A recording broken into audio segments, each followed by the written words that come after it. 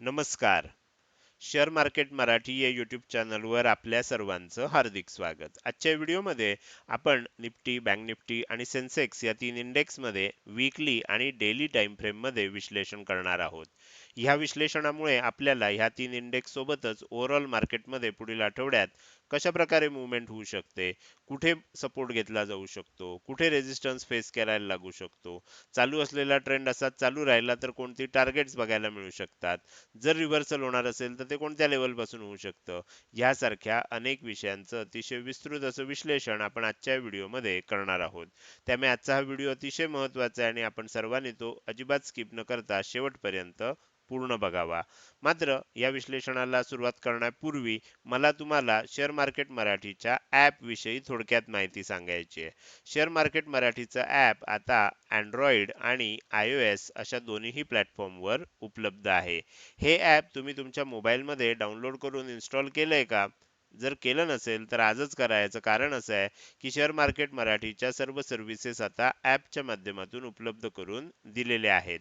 यामध्ये share market मराठीचे free courses, premium group आणि पेड कोर्सेसचा समावेश आहे. तुम्हाला जर हे ॲप डाउनलोड करून इन्स्टॉल करायचं असेल तर त्याची लिंक आत्ता ह्या व्हिडिओच्या डिस्क्रिप्शनमध्ये, तसंच या व्हिडिओच्या कमेंट सेक्शनमध्ये जी पहिलीच कमेंट आहे, पिन कमेंट, तर तिथे उपलब्ध करून दिलेली आहे. त्यामुळे ह्या दोनपैकी कोणत्याही एका ठिकाणी जाऊन दिलेल्या लिंकवर क्लिक करून तुम्ही ते ॲप डाउनलोड करून इन्स्टॉल करू शकता. हे झालं शेअर मार्केट मराठीच्या ॲप विषयी थोडक्यात माहिती. आता आपण आपल्या मूळ विषयाकडे परत येऊया आणि शुक्रवारी इंडेक्समध्ये कशा प्रकारे मूव्हमेंट झाली आणि पुढील आठवड्यात कशा प्रकारे होऊ शकते याचं विश्लेषण करण्यासाठी डायरेक्टली जाऊया चार्टवर. आणि इथे मी निफ्टी फिफ्टीचा 15 मिनिटाच्या टाइम फ्रेम मधला चार्ट ओपन केलेला आहे. आपल्याला बघायचं आहे की शुक्रवारी मार्केटमध्ये कशा प्रकारे मूव्हमेंट झाली. त्यापूर्वी आपण बघणार आहोत की काय विश्लेषण केलेलं होतं. विश्लेषण करताना तुम्हाला जर आठवत असेल तर मी तुम्हाला वरच्या बाजूला 23,740 ही लेवल दिलेली होती. बरोबर, 23,740 ही लेवल दिली होती आणि सांगितलं होतं जर तेजी झाली आणि ह्याच्यावर किंमत टिकली तर एक चांगली तेजी आपल्याला बघायला मिळू शकेल. खाली सांगितलेलं होतं इथून जर खाली जायला लागलं आणि 23,600 ही लेवल ब्रेक झाली तर मात्र खालच्या दिशेनं मोठी मूव्हमेंट होऊ शकते. आणि कालच्या साठी जे व्हिडिओ केला होता त्यामध्ये सांगताना असं सांगितलं होतं की खाली जाण्याची शक्यता जास्त आहे, वर येण्याची शक्यता कमी आहे. पण जर काही पॉझिटिव्ह बातमी असेल आणि त्यानुसार मार्केटमध्ये गॅप अप ओपन झालं तर वर जाऊ शकतं, याच्यासाठी मी ही लेवल सुद्धा दिलेली होती. झालं काय, पॉझिटिव्ह न्यूज होती आणि त्याच्यामुळे आपल्याला गॅप अप ओपनिंग बघायला मिळालं आणि ओपन झाल्या झाल्या किंमत वर जायला लागली. जसं वर जायला लागली, वरच्या बाजूची दोन टार्गेट मी सांगितलेली होती. जे आपण लाईव्ह मार्केटमध्ये आपले जे जुने पेड कोर्सचे सदस्य असतील किंवा प्रीमियम ग्रुपचे सदस्य असतील किंवा ज्यांनी आता यूट्यूब चॅनलची मेंबरशिप घेतलेली आहे असे सदस्य असतील, यांना चालू मार्केटमध्ये सुद्धा मी अपडेट देत देत असतो. जसं आपल्याला गॅप अप ओपन झाले आणि वर जायला लागलं, मी 710 ते 740 हे टार्गेट पहिली दोन सांगितलेली होती. बरोबर, त्यानंतर आणखीन तेजी व्हायला लागली तर त्यावेळेलाच हे पण टार्गेट सांगितलेली होती की 23,770 आणि 23,810 अशी चार टार्गेट आहेत. ही टोटल चार टार्गेट आपल्याला बघायला मिळू शकतात. आता मी काय करतो, सगळ्या लेवलचा गोंधळ आहे, खाली गेलं नाहीये त्यामुळे आपल्याला हे काही ट्रेड आलाच नाही. ह्या सर्व लेवल्स आपण काढून टाकूया आणि जेवढ्या आवश्यक आहे तेवढ्याच ठेवूया. येस, येस, ही पण लेवल काढून टाकतो. वर जात असताना तुम्हाला लक्षात आलं की ही चार टार्गेट मी दिलेली होती लाईव्ह मार्केटमध्ये की ही चार टार्गेट येऊ शकतात. त्यानंतर पुन्हा जेव्हा आपल्याला तेजी व्हायला लागली तेव्हा आणखीन तीन टार्गेट दिली. टोटल 7 टार्गेट पैकी तुम्हाला आता जे आत्मा कोर्सचे सदस्य आहेत त्यांना प्रत्येक टार्गेटचं महत्त्व माहिती आहे. हे दुसऱ्या टार्गेटचं महत्त्व काय आहे ते माहिती आहे. त्यानंतर ह्या पहिल्या टार्गेटचं महत्त्व काय आहे ते माहिती आहे. तर जनरली काय होतं, अशी जेव्हा 7 टार्गेट असतात वरची तेव्हा ह्या टार्गेट पर्यंत किंमत जाण्याची शक्यता असते आणि ते झालेलं आपल्याला इथे बघायला मिळते. बरोबर त्या किमतीला टच केलं, 23,835 ला टच केलं आणि मग सेलिंग आलं. तर त्यामुळे ही सर्व टार्गेट्स आपण ऑलरेडी दिलेली होती आणि त्या पद्धतीने ती येताना आपल्याला बघायला मिळाली. हे झालं आपल्याला काय झालं शुक्रवारी. आता आपल्याला बघायचं आहे की वीकली आणि डेली टाइम फ्रेम मध्ये विश्लेषण करून काय होऊ शकतं येणाऱ्या आठवड्यामध्ये.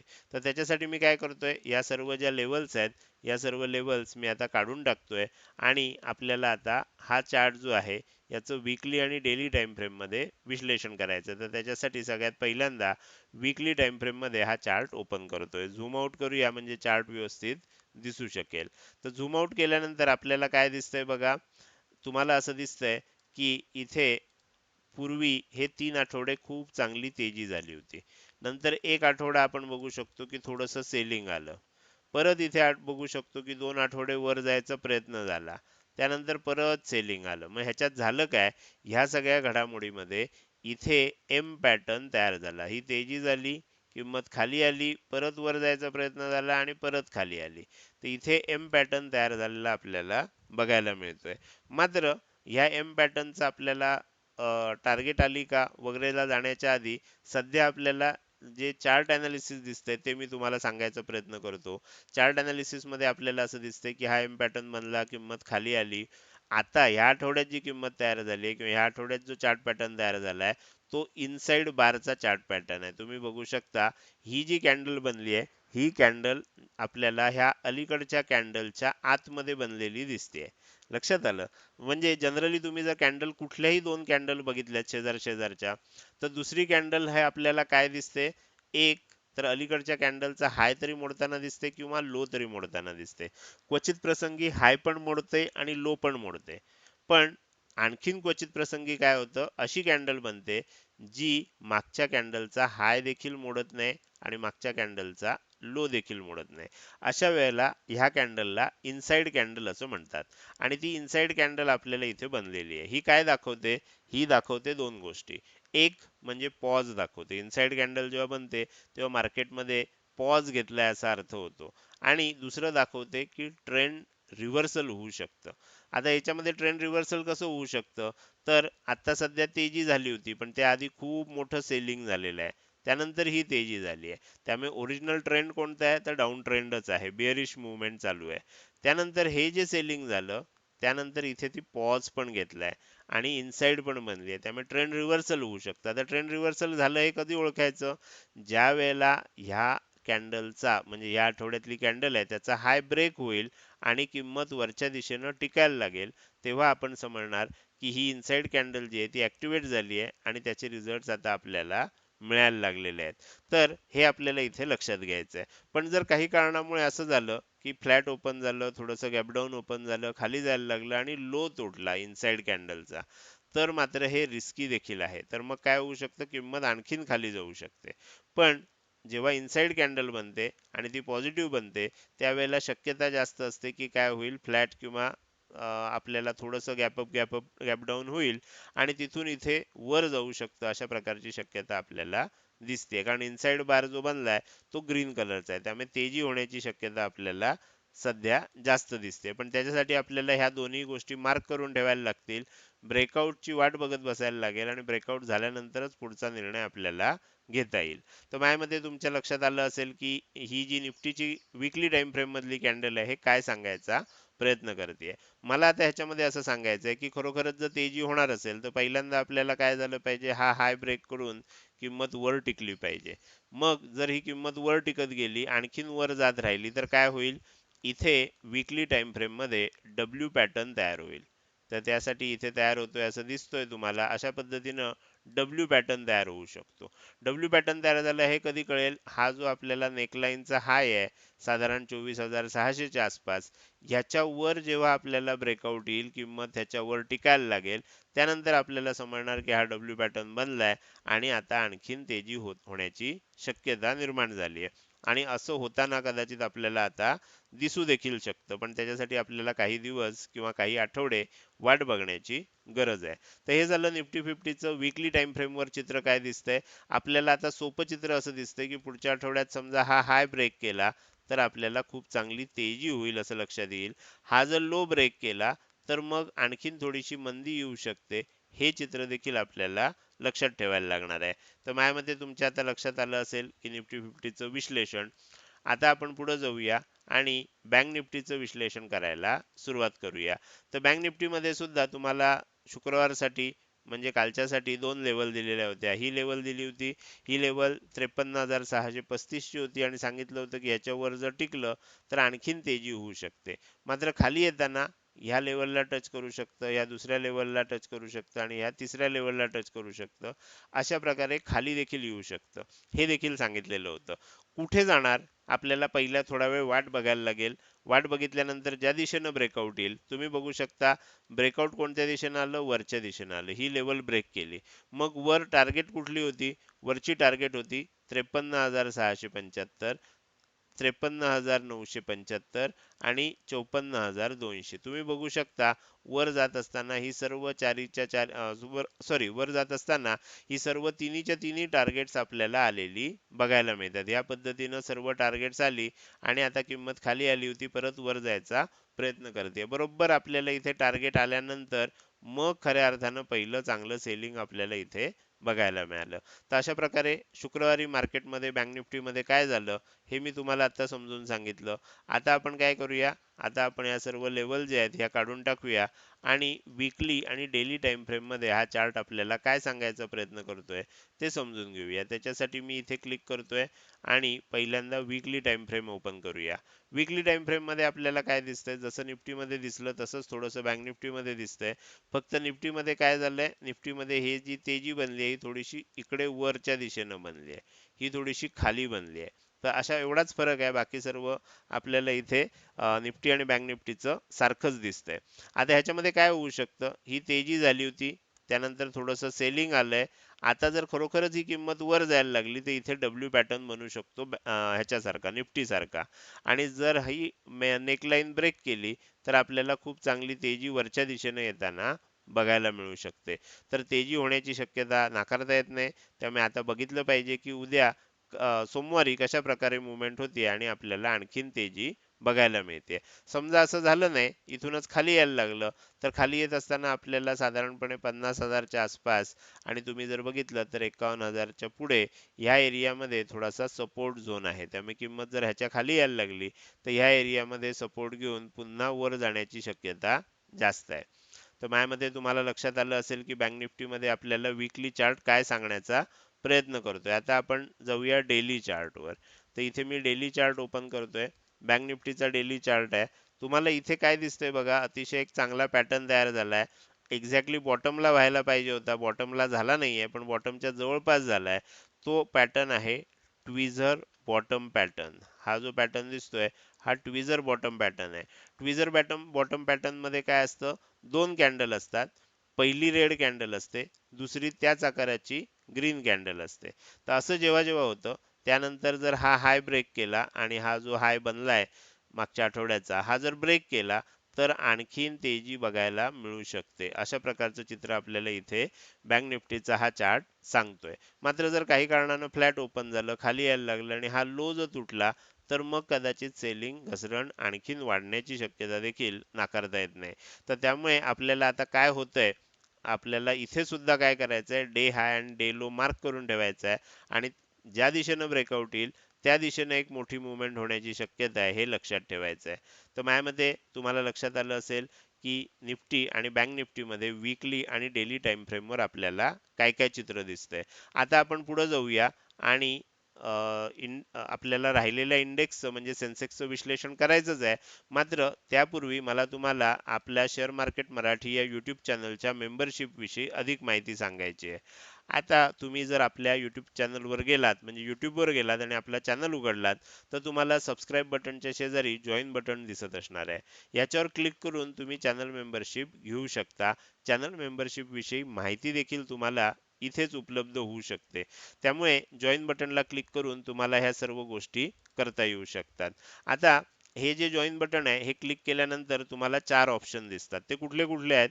पहिला ऑप्शन आहे ब्रॉन्झ मेंबरशिप, दुसरा आहे सिल्वर, तिसरा आहे गोल्ड आणि चौथा आहे प्लॅटिनम. हे 4 जरी ऑप्शन असले तरी सध्या गोल्ड मेंबरशिप आणि प्लॅटिनम मेंबरशिपच सबस्क्रिप्शनसाठी चालू आहे. तुम्ही जर चुकून ह्या दोनपैकी कुठे सबस्क्राईब केलं असेल तर तुमचे पैसे फुकट जाऊ शकतात. त्यामुळे कृपया गोल्ड मेंबरशिप तरी मिनिमम तुम्हाला जर घ्यायची असेल तर अवश्य घ्या. मग आपण जे दर ठेवलेत हे एकदम माफक ठेवलेले आहेत. लक्षात आलं? तर त्यामुळे गोल्ड मेंबरशिप एकदा घेऊन तुम्ही बघू शकता आणि जर तुम्हाला ते आवडलं, त्याच्यामध्ये मिळणारे अपडेट्स, तर पुढच्या महिन्यापासून तुम्ही ते कंटिन्यू करू शकता. अर्थात इथे एक गोष्ट लक्षात ठेवा, आपले जे जुने पेड कोर्सचे सदस्य आहेत किंवा जुने जे प्रीमियम ग्रुपचे सदस्य आहेत, त्यांना ह्या आत्ता सबस्क्रिप्शन सर्व्हिस घेण्याची गरज नाहीये.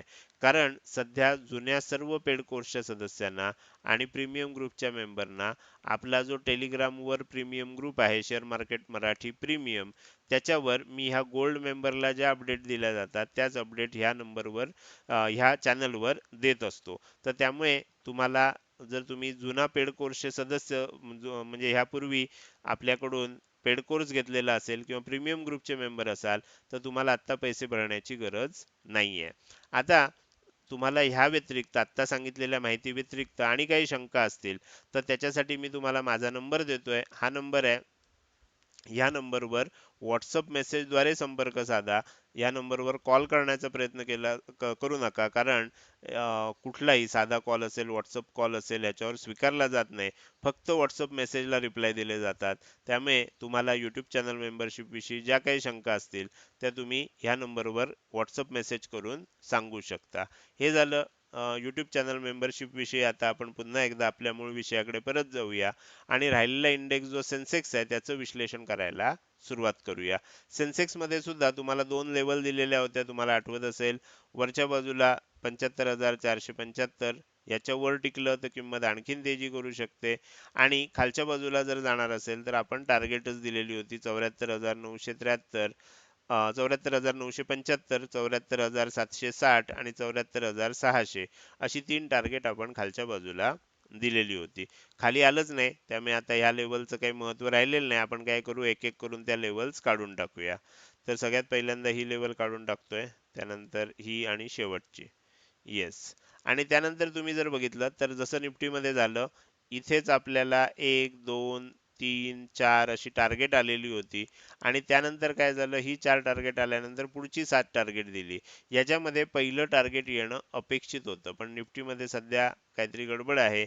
हे जे शेवटचं टार्गेट होतं हे काही आलं नाही आणि त्याच्या आधीच आपल्याला बाउन्स बघायला मिळाला. सॉरी, त्याच्या आधीच आपल्याला इथे सेलिंग घसरण बघायला मिळाली. कदाचित काय होऊ शकतं, सोमवारी गॅप अप ओपन झालं तर आणि हा हाय ब्रेक केला तर आपल्याला मग हे टार्गेट आलं असं म्हणता येऊ शकतं.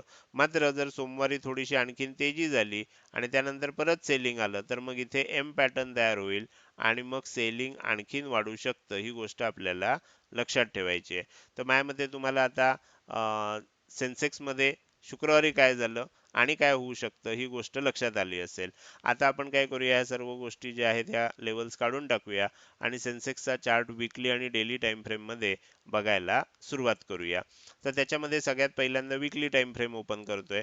विकली टाइम फ्रेम मध्ये जर तुम्ही बघत असाल तर आपल्याला विकली टाइम फ्रेम मध्ये इथे सुद्धा इनसाइड बार बनलेला आहे. या इनसाइड बारचं वैशिष्ट्य मी तुम्हाला सांगितलेलंच आहे. तुम्हाला इथे परत दिसतोय इनसाइड बार. या इनसाइड बारचा हाय मोडला गेला तर आपल्याला आणखीन तेजी होऊ शकते. त्याचबरोबर हा डब्ल्यू पॅटर्न सुद्धा इथे तयार होऊ शकतो. ही गोष्ट सुद्धा आपल्याला आता लक्षात ठेवायची आहे. तर अशा पद्धतीनं दिसतंय. आता ह्या इनसाइड बारचा हाय मोडला गेला तर तेजी होईल, बरोबर, ज्याची शक्यता सर्वात जास्त आहे. पण काही कारणानं जर लो मोडला गेला तर मग आणखीन मंदी होऊ शकते. ही गोष्ट सुद्धा आपल्याला लक्षात ठेवायला लागणार आहे. तर हे झालं तीनही इंडेक्सचं विकली आणि डेली टाइम फ्रेम मधलं केलेलं विश्लेषण. आजच्या व्हिडिओमध्ये आता आपण अगदी शेवटी आलोय आणि जाता जाता मला तुम्हाला विचारायचं आहे की आजचा हा व्हिडिओ तुम्हाला कसा वाटला. जर हा व्हिडिओ तुम्हाला आवडला असेल तर नक्कीच तुम्ही या व्हिडिओला एक लाईक करू शकता. कसा वाटला हे कमेंट सेक्शन मध्ये टाईप करून सांगायला अजिबात विसरू नका. लक्षात ठेवा, तुमची एक लाईक आणि एक चांगली कमेंट हीच माझ्यासाठी प्रेरणा असते, ज्याच्या सहाय्यानं रोजच्या रोज हे विश्लेषणाचे व्हिडिओ मी बनवत असतो. त्यामुळे व्हिडिओ बघायला सुरुवात केल्या केल्या व्हिडिओला लगेच लाईक करा आणि बघून झाल्यानंतर तो कसा वाटला, काही प्रश्न असतील, शंका असतील किंवा तुम्हाला मला काही सांगायचं असेल तर कमेंट सेक्शन मध्ये टाईप करून अवश्य सांगा. त्याचसोबत आजचा हा व्हिडिओ तुम्ही अजूनपर्यंत बघताय आणि अजूनही जर तुम्ही शेअर मार्केट मराठी आपल्या युट्यूब चॅनलला सबस्क्राईब केलं नसेल तर कृपया सबस्क्राईब करा आणि शेजारी असणाऱ्या बेल आयकनला क्लिक करून ऑल असं नोटिफिकेशन निवडा. म्हणजे इथून पुढे रोजच्या रोज येणारे हे विश्लेषणाचे व्हिडिओ आम्ही अपलोड केल्या केल्या तुम्हाला विनाविलंब बघता येतील. आजच्या व्हिडिओमध्ये मी इथेच आपली रजा घेतोय. धन्यवाद.